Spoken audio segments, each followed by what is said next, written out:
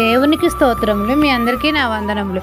ఈరోజు దేవుని వాగ్దానము, రెండంతలుగా మీకు మేలు చేసేదనని నేడు నేను మీకు తెలియజేయుచున్నాను. జకర్యా గ్రంథం 9వ అధ్యాయం 12వ వచనం. సైన్యములకు అధిపతి అయిన యెహోవా మనకు రెండంతలుగా మేలు చేసిందని మనతో సెలవిస్తున్నారు. మన తండ్రి నీతిపరుడు, న్యాయవంతుడు, రక్షణ గలవాడు. తండ్రి అని మనం అందరము బహుగా సంతోషించాలి. మన రాజైన యేసయ్య సమాధానకర్త, నిత్యుడగు తండ్రి. అనేకమైన ఆశ్చర్యకార్యాలు మన జీవితంలో చేస్తాడు.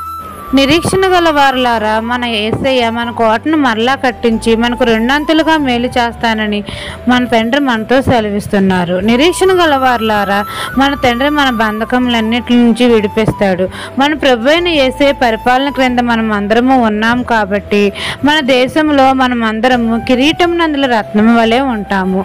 మనకు నది వలె మనకు క్షేమాన్ని కలగజేస్తాడు. మనకు రెండంతలుగా మేలు దయచేస్తాడు. మన తండ్రి మనల్ని గొప్ప చేస్తాడు. ఇది వాగ్దానం మీ నా జీవితంలో నెరవేరాలని కోరుకుంటూ దేవుని సువార్త పరిచర్యలో మీ సహోదరి. ఆమెన్.